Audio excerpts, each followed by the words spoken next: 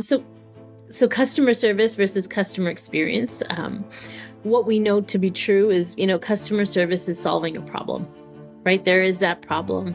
And, you buy a car and you need maintenance, you take it to get serviced.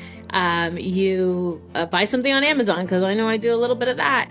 And, you need help, you call customer service. So it's that transactional service. The person handling that service, of course, the more pleasant and the better the experience is, the easier it is, the faster it is, you're going to have a high level of customer service and customer satisfaction because they get what they want. But the experience is what they're saying about you when you're not there, right? That experience is the feeling they're left with. The experience is that emotional. And the experience, your team has no control over how that customer is going to experience it. They have control over the service delivery. And so that's the difference. My name is Jochem van der Veer. I'm the CEO and co-founder of a company called TheyDo, the journey management platform for business decision making. We raised over $50 million and are growing globally. Our enterprise customers include Ford, J&J, the Home Depot, and Pfizer. I mean, wherever you look, understanding customers is key to staying ahead. But in order to do this at scale, aligning so many different teams with the customer journey is incredibly hard, but it is possible. I really wish this podcast existed before we started our company, because so many companies are organizing around journeys and there's so much to learn. So in order to share what I'm learning, what I'm hearing with our community, I meet with industry experts. And in my video podcast, I'm here to explore the world of business strategy, design, and journeys, customer journeys, to really get an understanding of how leaders are changing their way in their business. So let's dive into the show. So my guest today is Crystal Dacuna. She's a leader in customer experience and a driving force behind the Inside View, and I'm reading out loud, culture creators and delight designers. As a president and CEO, she is widely recognized for her ability to train and develop high-performing teams. And that's what we're going to dig into today, because ensuring they are set up for success is not really simple. She also runs this awesome podcast called Leaders Listen Up. Whether through keynote speaking, coaching, or building customer experience, she basically helps leaders define their role in driving customer experience.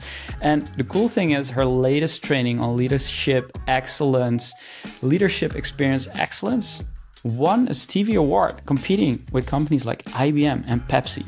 So lots to chat about. Crystal, welcome to the pod. Thank you. Thank you so much for having me, Johan. I'm excited to be here. So what is it like to be like David versus Goliath when winning from IBM and Pepsi?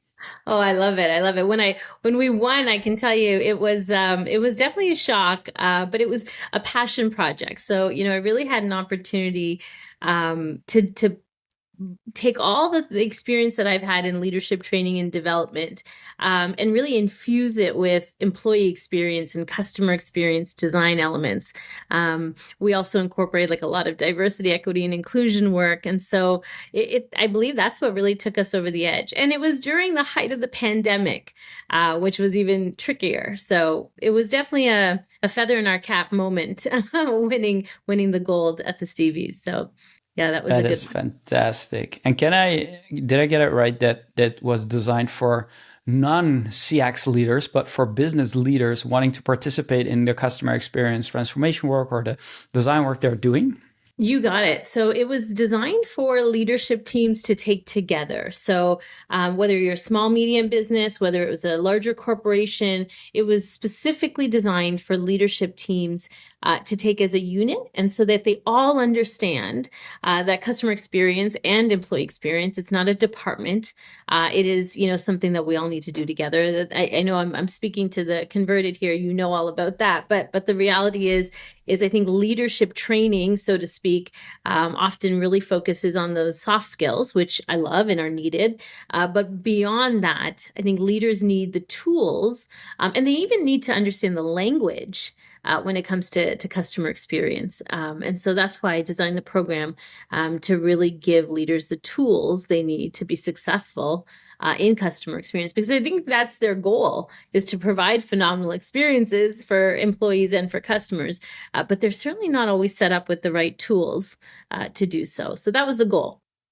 So, what would be an example of a tool? Because I can see a lot of leaders, they instinctively know customer experience is important, and having a great customer experience leads to more revenue and ultimately a better business. But what are some of the tools that they don't have, Yeah. which they should be having, and how are you training them on it? Can you give an example of some of the tools that you are providing leaders? Yeah, such a great question because it really goes down to the basics. Like, when you think of leaders, often they are put into a leadership role through succession, right? It's the next step in their career. They've been with the company so many years, they get the keys, they get the access.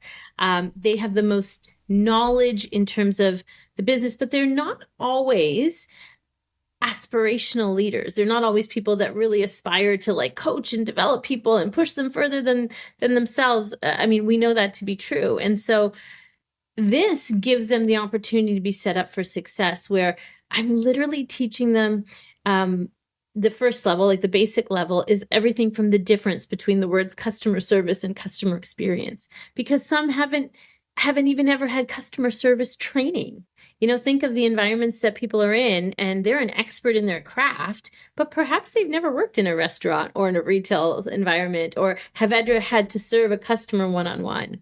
And so everything from the basics to the language between understanding, customer service versus customer experience, to understanding what journey mapping is all about, understanding what agile mindset is all about, understanding implementation, and just some of the terminology that you and I and everybody in the CX world would be very familiar with. The difference between, customer satisfaction and customer centricity, and all the terminology that as professionals in the space we're very comfortable with. But for them, I think, as leaders in organizations, they tend to overlap a little bit. And then also incorporating diversity, equity, and inclusion language. Again, I scratched the surface, and then we can dive deeper depending on where the need is for leadership teams. But ultimately, it's designed for them to work together. And so the other piece of the training is that it strengthens a really great leadership culture, because they're working together and they see how their individual strengths, their individuality really creates the culture that they're working in. So I want to dig into two. You said CX is not a department, which I love. And then there is a big difference between CS and CX. And when we started the company, I used to joke that there's a difference between the way Europeans do customer experience and the counterparts in US and Canada do it, where here there's like already this holistic idea of it, where maybe on your side of the pond, it used to be, it's an extension of service. It's like how we do service that should be a great experience, but it's actually more than that. So can we unpack both of them? Maybe starting with like CX is not a department, because people listening, they're like, CX is a department. What do you mean? Yeah, it is a department. Most organizations have it as a department, because again, I'd rather you do it. It's better done than perfect, right? So if you've got a CX leader, fantastic. We've started. You're on the right track. But the reality is, CX leaders should really be this overarching. They should be able to shine a light on every department and allow every department to be able to see the role they play in the customer experience. So for instance, we were working with an organization where their accounting department was, they had all the different departments, sales, marketing, everything, but their accounting department happened to always send out the invoices on a Friday at about 2:00. And so it was in the construction industry. And so home renovations. And so, people would be very, very happy with their beautifully painted and renovated and experience that they've received. I mean, phenomenally happy.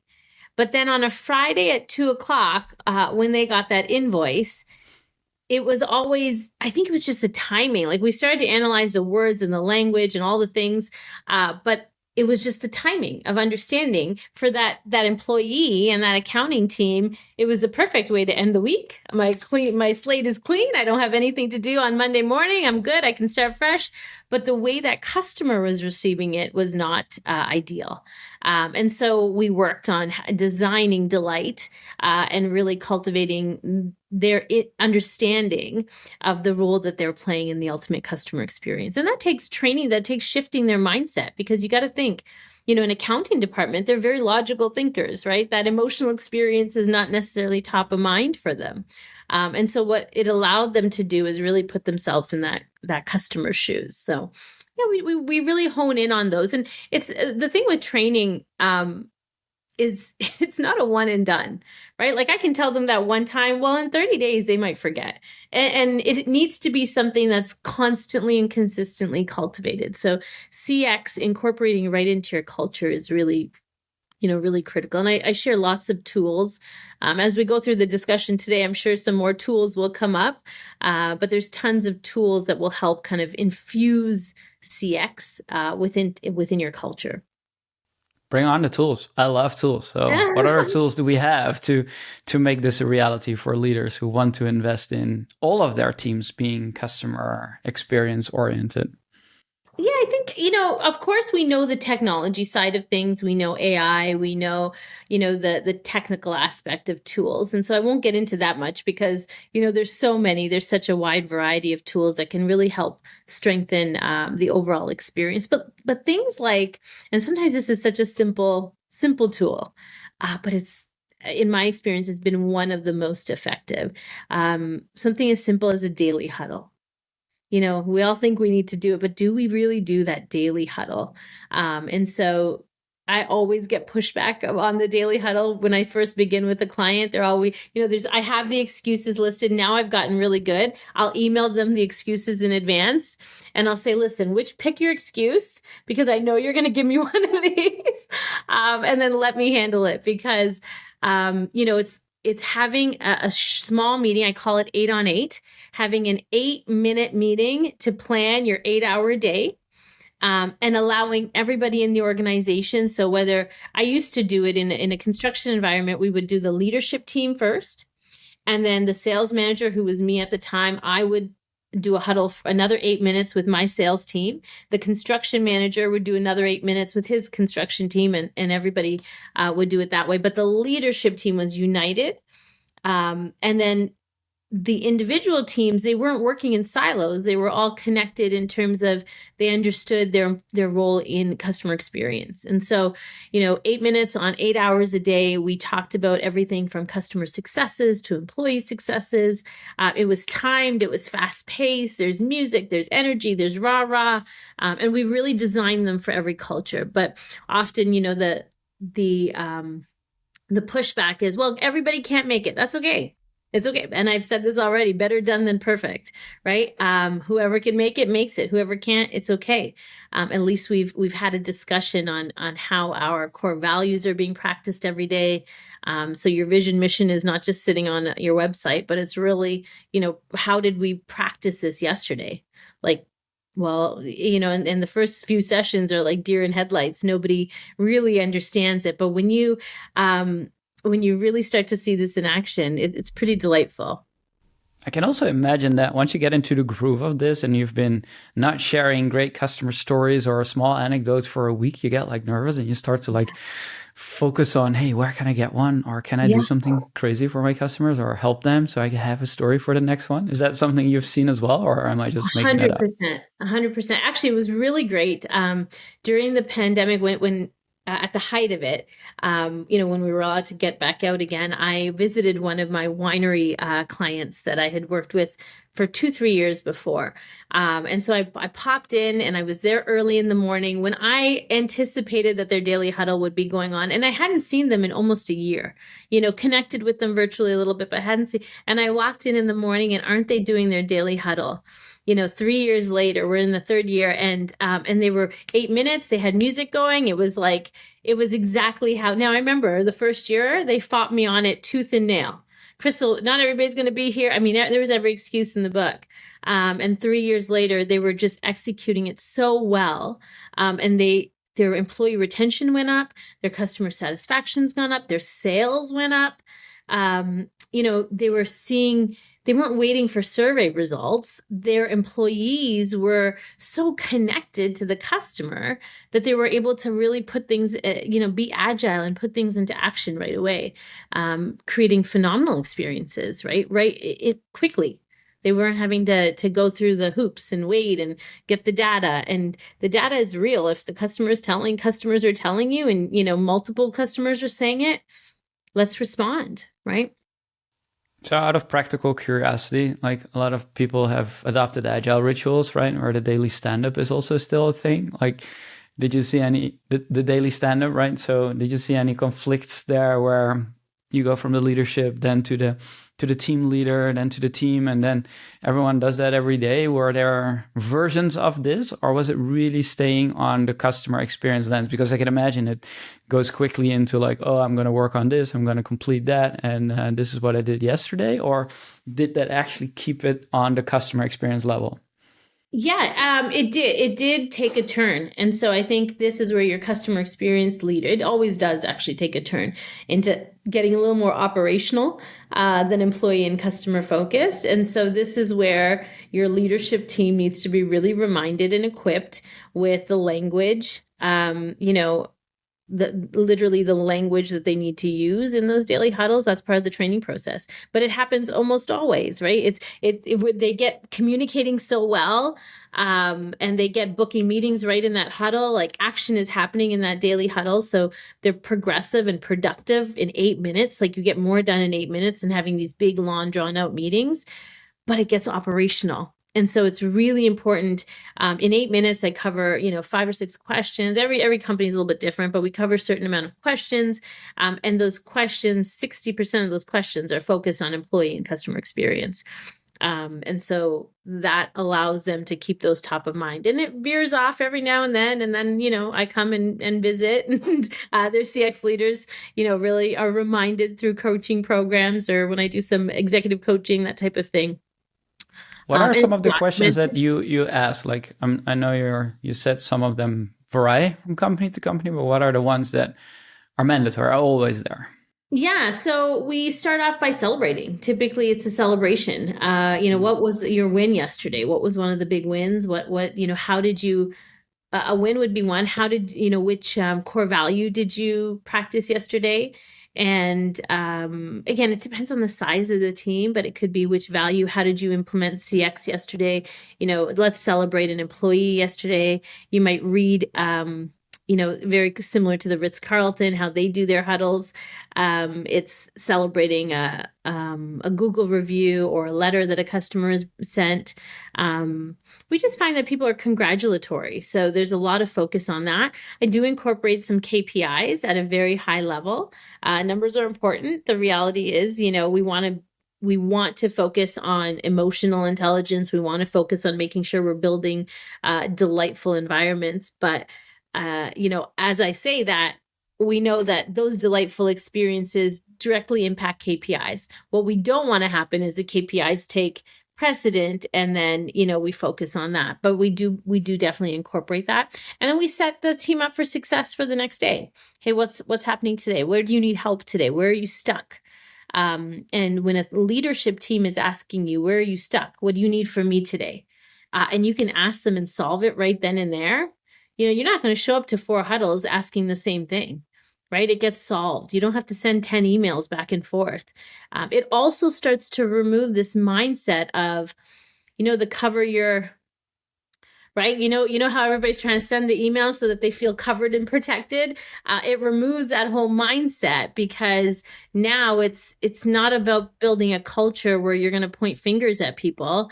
It's building a culture where I trust that you're going to give me the answer I need, and we can move forward and we move forward. It's a trusting culture. So yeah, it really helps. It helps to strengthen communication. I love that. So basically it's all about celebrating the numbers and unblocking teams so that they can move forward with their day. Yeah, we certainly talk about challenging situations too, but even challenging situations. I have one client, they had to discuss, it happens often where you have to discuss those client challenges. but we actually gave it to the employees. Here was the challenge. Here's what happens. Here's what we lost. Here are the metrics. It almost as a case study. We gave them a week to think about it. And then at the Monday morning huddle, we said, okay, let's give me your ideas on what we can do to better this. So we took a failure in customer satisfaction, customer experience, and really gave the team the autonomy to say, how can we do this even better? And so it becomes a micro learning environment. So I want to talk a little bit about language, and starting with, as I promised, the difference between CX and CS. Can you unpack that for me in your definition, how you think about the differences between the two? So customer service versus customer experience. What we know to be true is, customer service is solving a problem, right? There is that problem. And, you buy a car and you need maintenance, you take it to get serviced. You buy something on Amazon, because I know I do a little bit of that. And, you need help, you call customer service. So it's that transactional service. The person handling that service, of course, the more pleasant and the better the experience is, the easier it is, the faster it is, you're going to have a high level of customer service and customer satisfaction because they get what they want. But the experience is what they're saying about you when you're not there, right? That experience is the feeling they're left with. The experience is that emotional. And the experience, your team has no control over how that customer is going to experience it. They have control over the service delivery. And so that's the difference, I think, often that we don't realize. Leaders who are not educated in our field, they're educated in leading in their industry, but maybe not understanding our field, sometimes can really muddy the water there. And so I think it's really important to understand, like the way you say good morning, thank you for calling Crystal Dacuna, how can I help you today, versus thank you for calling Crystal Dacuna, how can I help you today? It makes such an impact on how that person's gonna feel. And it's the basic skills that we all know, but I think sometimes there's a level of accountability that needs to happen, and that's where leadership's job is to coach and keep that consistent service happening. Where do you see the biggest gap between the language that you think is important the team has around experience, around the customer, versus when maybe you start working with a leadership team? Like, where is the biggest gap usually? Between the language that the leadership team uses? They're not aware. Typically, I'm probably one of their first goes at customer experience design and customer service design work, and they're really not aware of the language needing to be used. They're also very set in their ways in terms of the way the company. We've already tried that. We've already done that. But maybe they haven't done it with the right mindset and the right goals, and really thinking of, what does success look like? What, as a leader, how do you want to feel when you go home at the end of the day, at the end of the week? And what are the stresses that are causing you pain and that are causing you anxiety and causing you sleepless nights? Let's fix those. And typically those are aligned with your people and your team.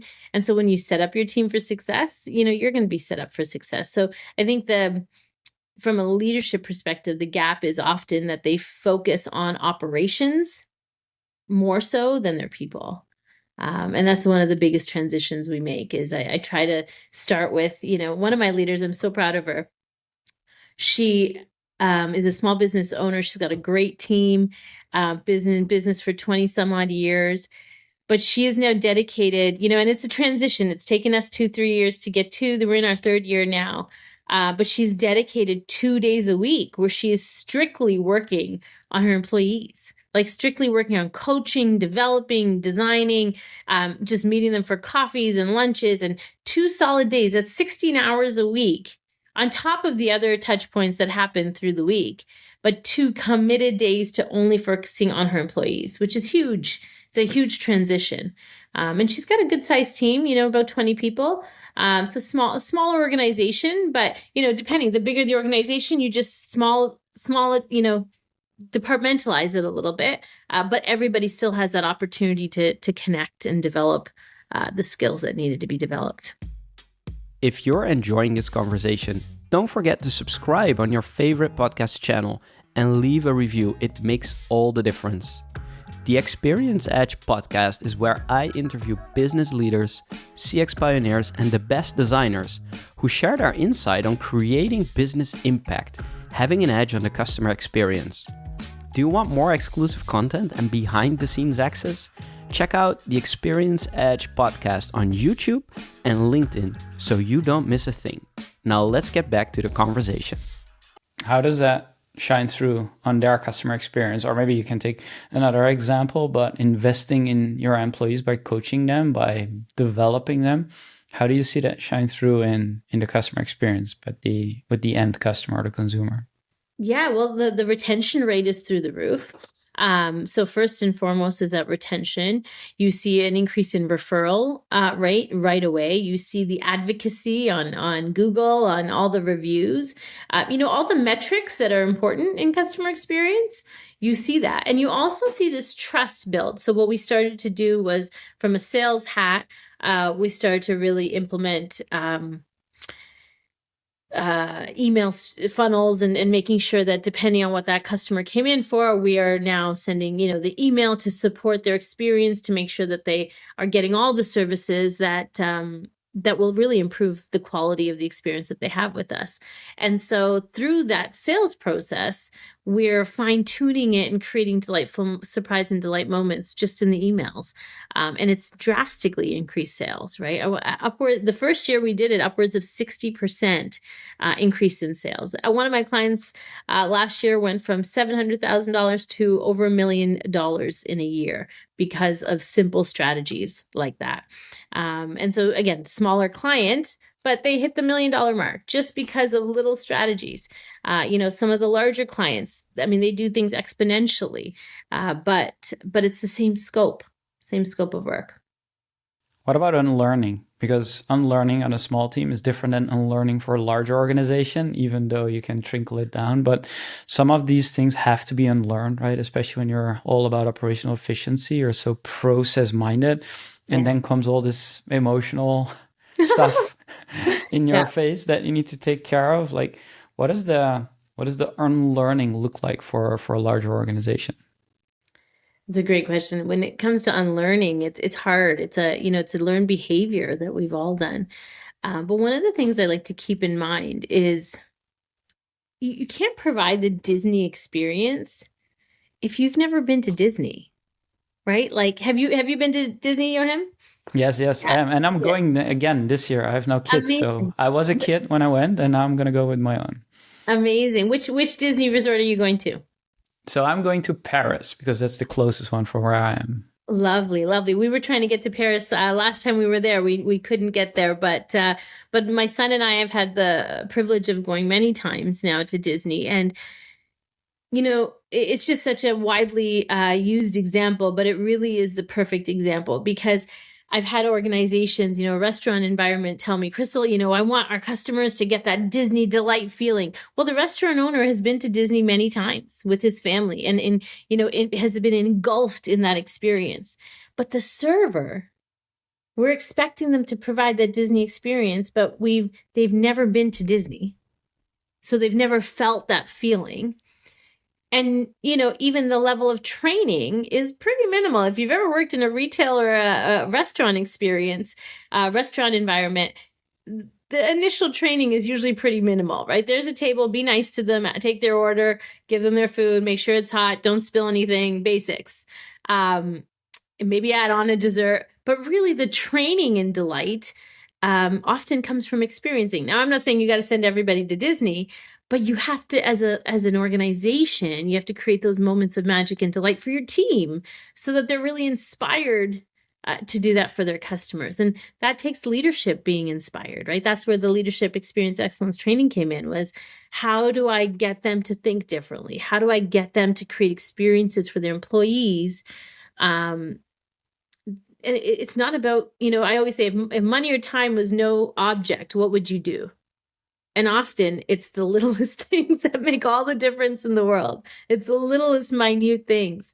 A voicemail, a voice note that a leader leaves to an employee and says, you know what, that was just fantastic. Thank you so much for doing that.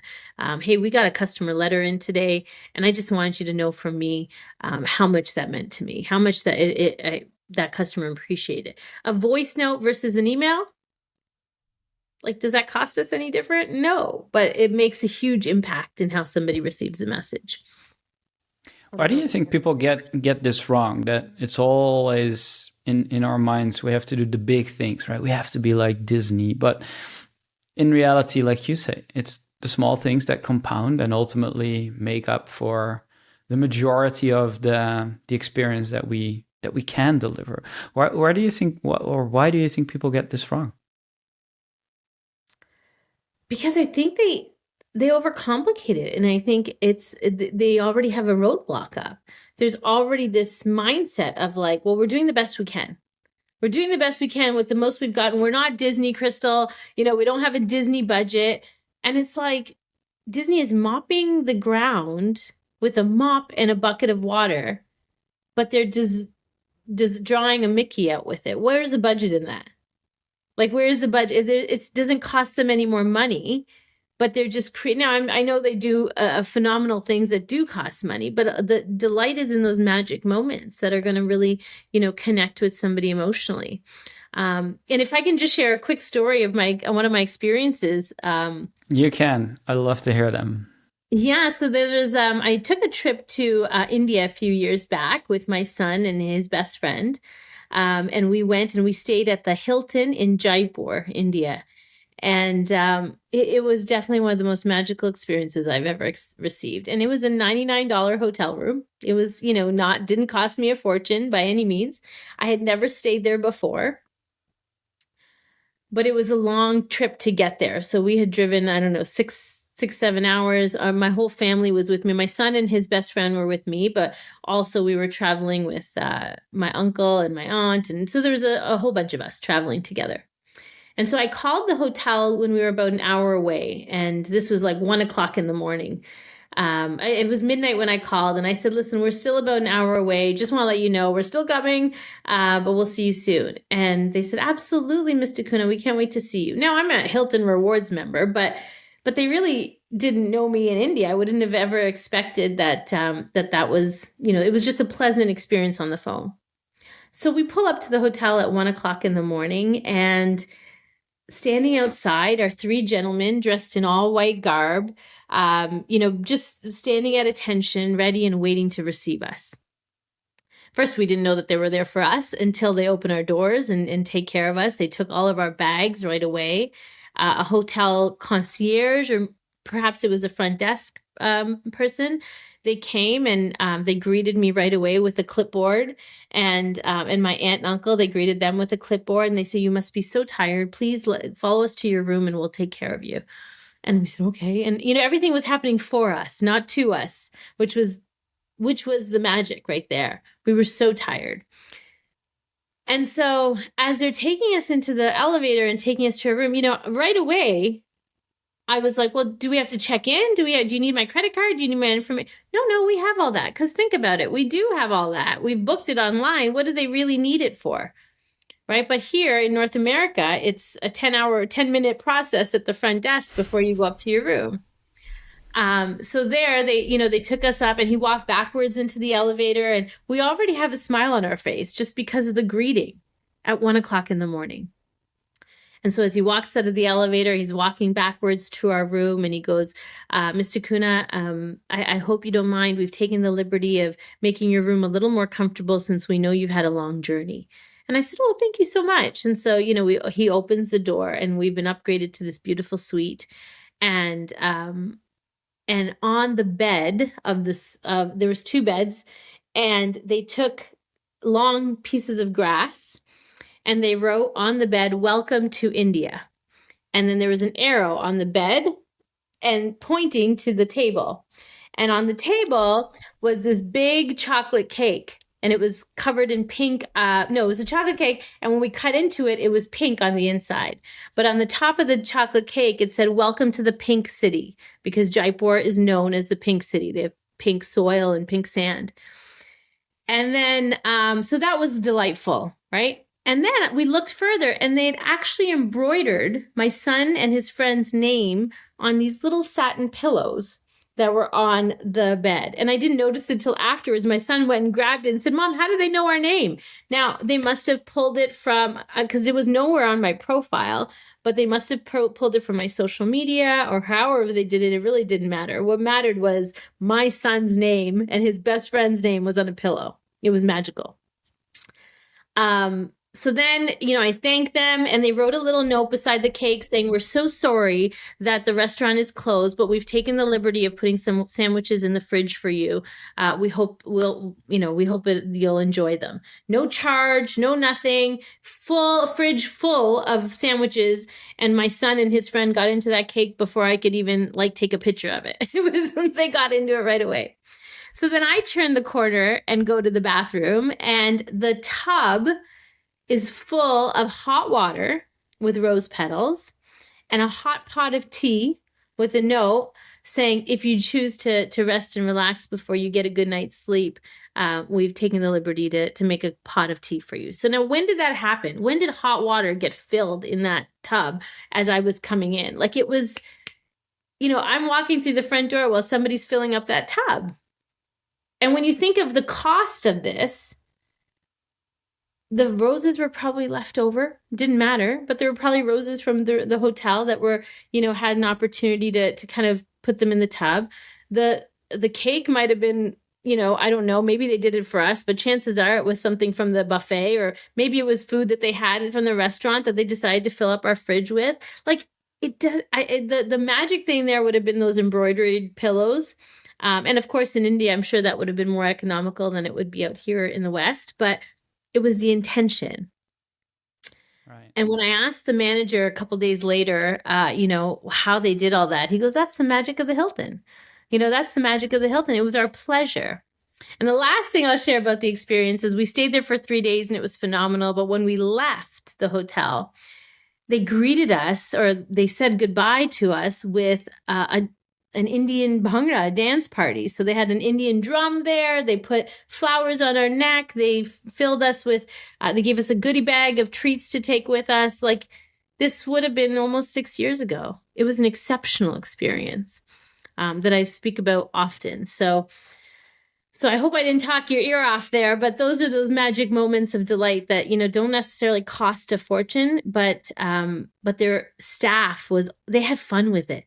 Their whole staff had fun putting something together because they had time to do so. It was late at night versus, some organizations would be like, "Oh, they're going to be late. Oh, we got to stay later."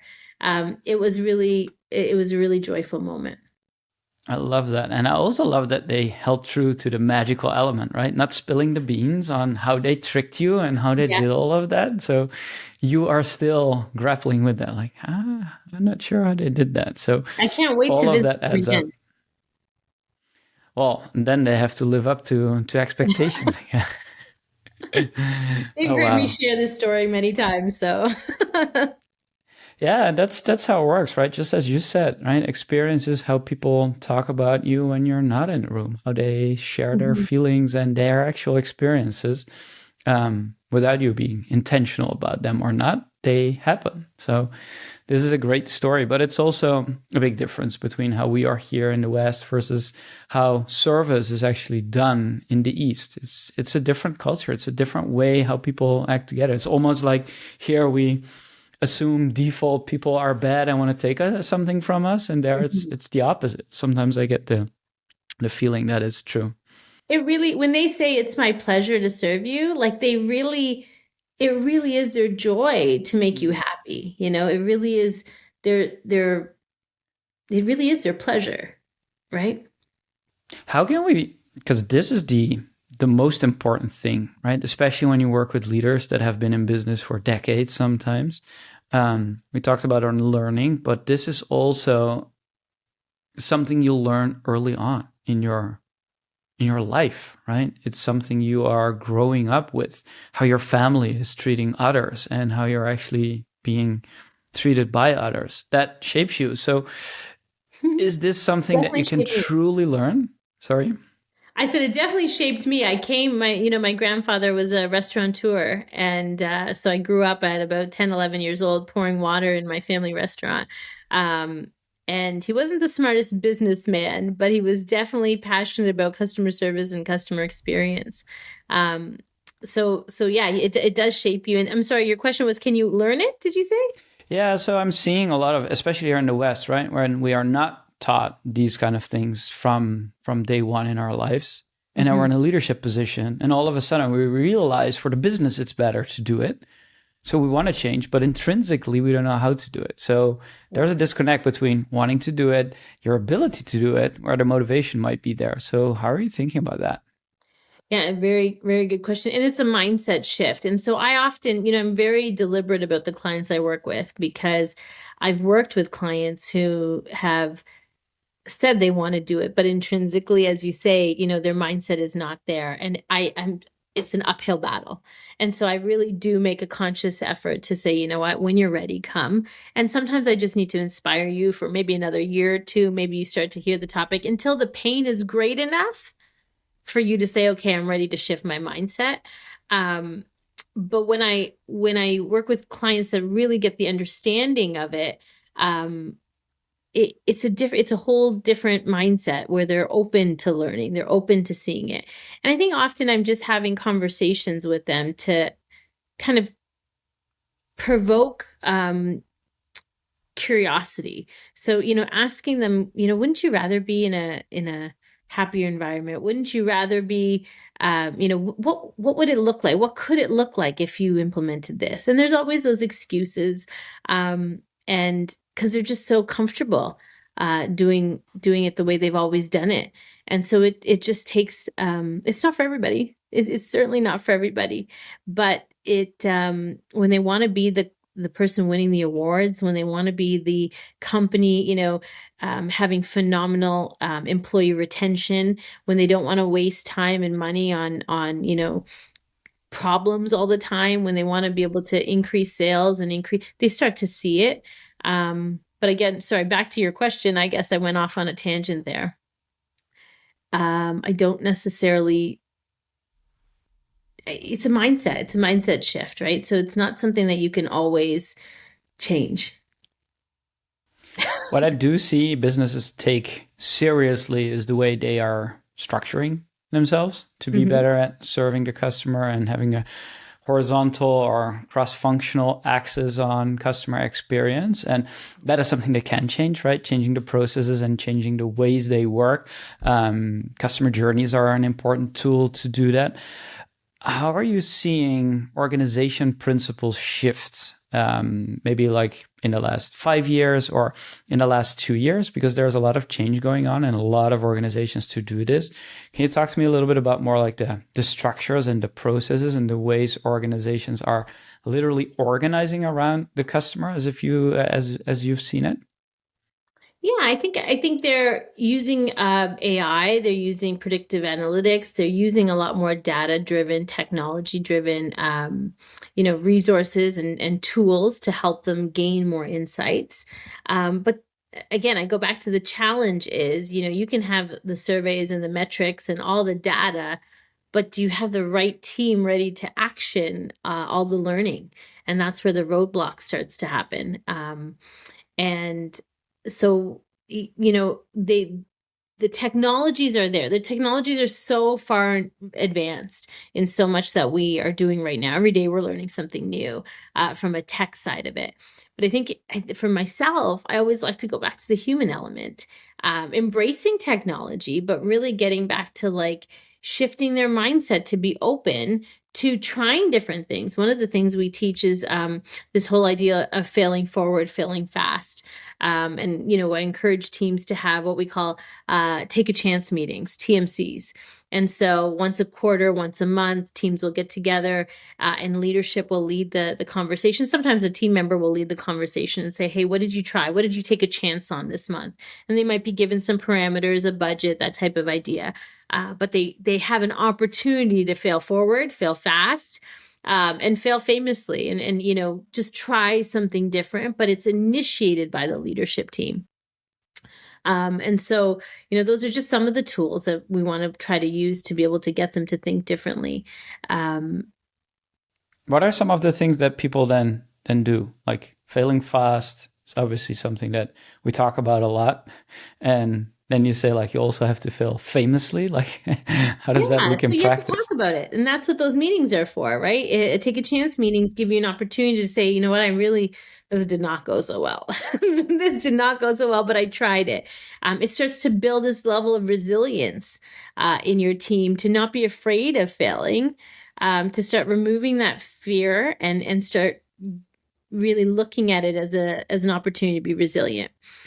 I also look at it like brushing your teeth, right? Like we imagine, if you didn't brush your teeth and you went to the dentist, and after a year of not brushing your teeth, you wouldn't have a very good dentist visit, right? We brush our teeth multiple times a day so that we can go and have a great visit. Well, training and development and having these CX conversations are the same type of thing.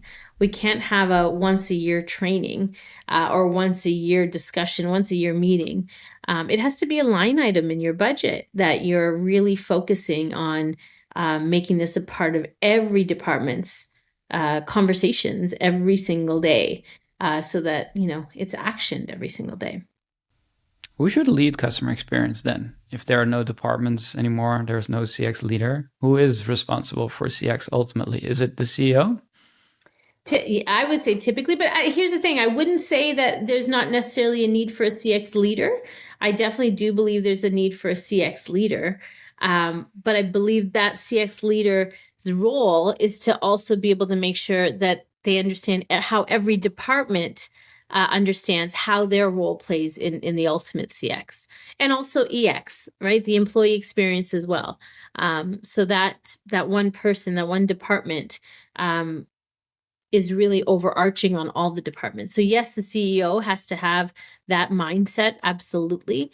If, in not-for-profit organizations, when I work with those, the board of directors all have to be aligned on understanding the importance of CX and EX, and committed to that as one of their strategic goals. Investing the time, the money, the resources into moving the dime forward, but also measuring it. So like, what does success look like 6 months from now? What does success look like 10 months from now? 12, like those little wins make a big difference. So, can we measure hey, listen, if we just got here in 6 months, this would be great. And they don't have to be like a 3-year plan. Let's start winning small, so that we can really, see the bigger success. How do you eat an elephant? One bite at a time.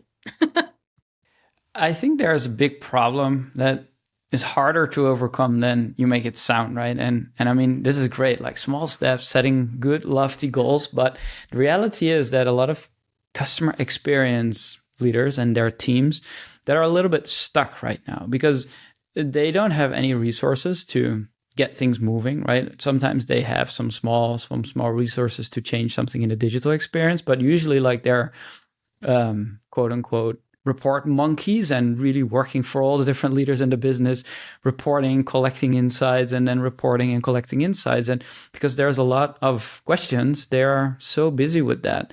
But what they're signaling when they get a really good insight or maybe even like a foresight into what the business needs to do or seeing a real opportunity, they're stuck because everyone has their own priorities and it's really hard to change. Now, if you have top-down support from the board or from your CEO, it's easy, but in reality, that's not always there. So how do we get unstuck there? And how do we get our insights, the opportunities that we're seeing, actually being prioritized? Like, what have you found that the best teams are doing versus the ones that are still stuck?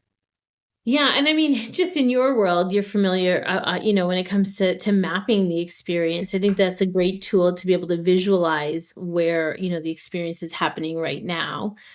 So that kind of sets the tone so that every department can kind of see where they are in that overall experience, that overall map, so to speak. But then I also like to look at it as more of a blueprint. And so in the blueprint, I kind of like to look at each touch point almost like a construction zone. And so we can either build trust or we can kind of break it down and start fresh.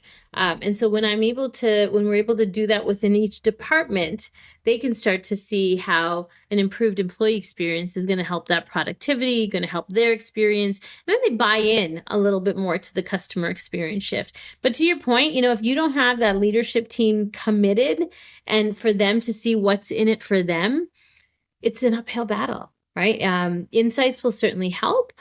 Case studies, statistics, all the data definitely helps. But they also need to know what to do and how to do it. We need to make it simple for them. That's why those little wins are really important, because those little wins help to promote, okay, let's try it again. Let's try it again. And then that consistency starts to happen. What do you think about the 6 or 12-month goals? How do you formulate them? Like the small wins are important, and I think everyone can get an understanding of what it means for their team right now. But how do you help set that goal for a 6 or 12-month period from a leadership team or for the company? How do you do it? Well, I think it depends on the size of the organization as well. I work with everything from small businesses to municipalities, right? So I might not set a 6-month goal for a municipality where it's taken me 6 months just to be able to get an email to the right person. So I think it's all relative.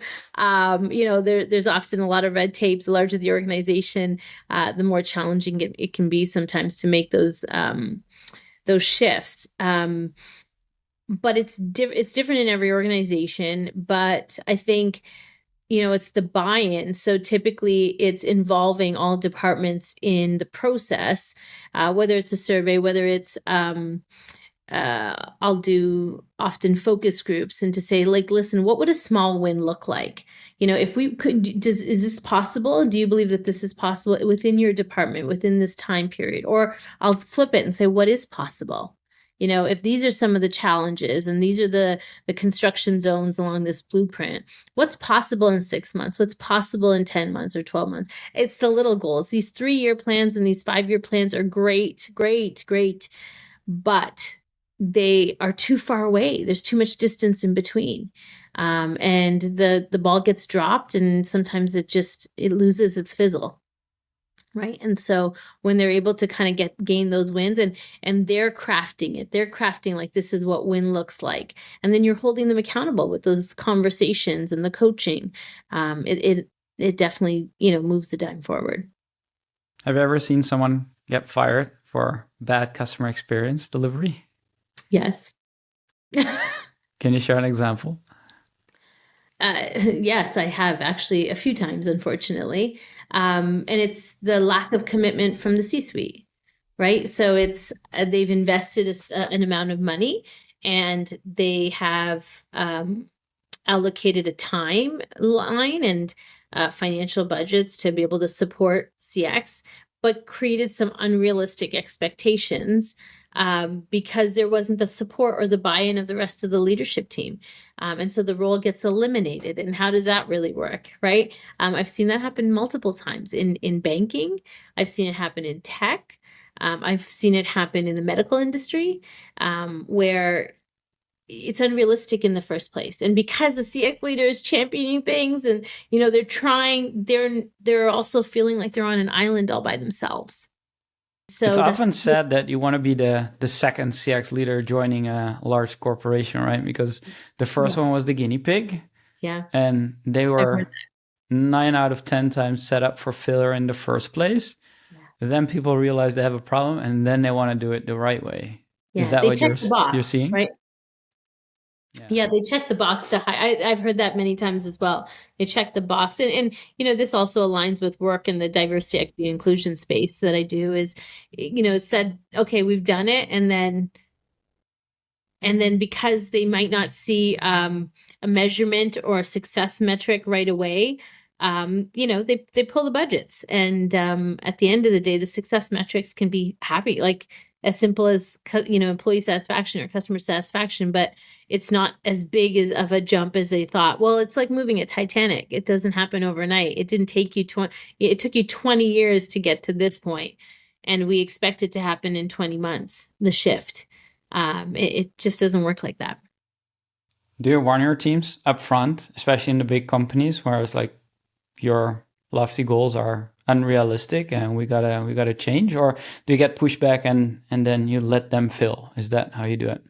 So I really kind of focus on a methodology of igniting my leaders, exciting my employees to delight the customers. So that's kind of the standard practice that I use. And so sometimes I'm spending a lot longer igniting leaders than getting to the exciting employee stage, because if I haven't ignited them enough where it's their language, it's they're really passionate and championing it, and they understand how it's going to improve their life, I'll spend a lot more time there before I start to really execute a CX plan or a strategy, because it's challenging if they're not on board, right? And so, yeah, I often am very, very clear that, listen, I don't know that I like to kind of under promise and over deliver, of course.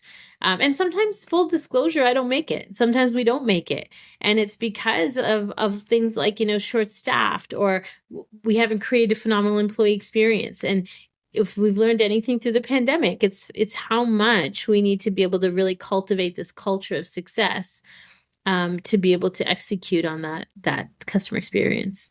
So when you're not in the room, and you're not in the room in many leadership conversations that are happening right now, how should they know that they are ignited, right? That they are ready as a leadership team to go on to the next stage and do this? Like, often it fails because there's just one or two people that are super excited. They are ignited in your terminology, and then the rest are like, yeah, fine, just figure it out. And if it fails, it fails. But how does a whole leadership team know, or can know, that they are ready?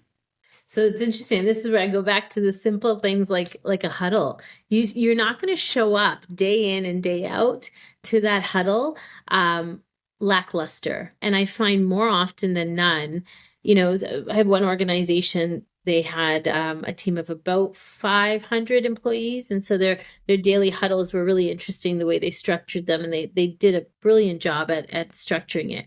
So their original daily huddle had a good 20 people in that leadership team, and they were often recorded. And so in Slack channels or the digital way of doing things, everybody got that communication.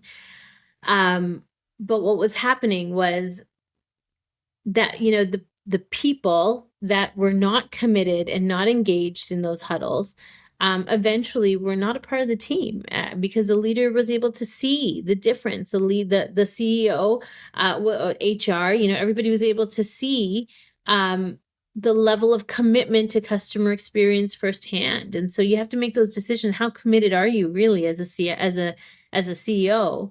To making sure you have the right people on the team. And so there's coaching, of course. We want to be able to coach them and, hey, is there more we can do to get you up to speed, to get you committed? Tell me more about that, and dive into that side. But there comes a point where you have to say, like, listen, this is the person leading my sales team. And I've seen it. I've seen it many times. This is the person leading my sales team, and they hate to sell. But they were the next person in line to get the role, so we gave them the role, and they're really not forthcoming. They're doing what they've been doing for 20 or 30 years, and they're just, things are not going to shift. And sometimes I feel like it's better for them because they're happier in a different role, and so maybe moving them within the organization, or having to have that hard conversation is sometimes just necessary on your level of commitment to the overall customer experience. So the huddle is like a double-edged sword, right? It's great for culture and customer experience, but it's also like the perfect thermometer for checking how your team is doing and who's doing well and who isn't. It's great to see in those huddles when, virtually we've been doing them with a few groups, and when somebody's off, like the team checks in. Hey, I noticed like last couple of days, are you good? What's going on here?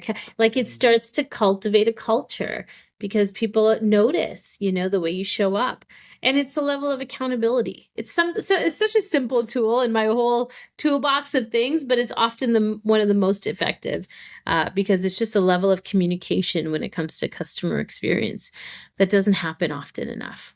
It's the human side. And I've ran many teams, but they were focused more on the product side or the design side of things. And then the huddle was really about like basic progress updates, right? The morning daily stand-ups. But I never did one on customer experience and focused on customer success and stories and unblocking different things. So I will take that away. And I don't know if my company's listening, maybe we'll implement something like it's that. Small. And the idea of the huddle is like 8 minutes. That's it. Timed, energized, thinking of it as like your daily brushing of your teeth. That's the idea, is like something really simple, really bite size that will spark and ignite your entire team. Excite, ignite, and delight, right? That's the goal. I love that. Crystal, when people want to take your award-winning training, find you online, listen to your podcast, like what is the best place that they can find you? Absolutely. Thank you. Again, thank you for having me. I'm all over LinkedIn, Crystal DeCuna on LinkedIn, Instagram as well. Crystal, you can find me on those. And then our website is gettheinsideview.com. And the Leaders Listen Up podcast is anywhere you download your podcast. So I'd be delighted to connect with anyone from your podcast and really see how I can support to really build a culture that cultivates success. We're going to put links to all of these in the show notes. Crystal, thank you so much for joining me today. Oh, my pleasure. Thank you so much for having me.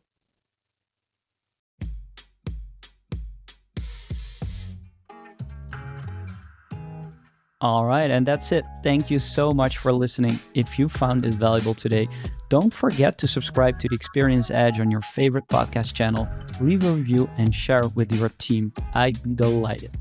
Today's episode was brought to you by Daydo, an AI journey management solution for enterprise. To have an edge on your business strategy and to know why your customers do what they do, visit daydo.com and explore more resources to accelerate your customer experience game. And remember, the journey to creating customer-centric impact never ends, and here's always a new edge to discover in doing things differently.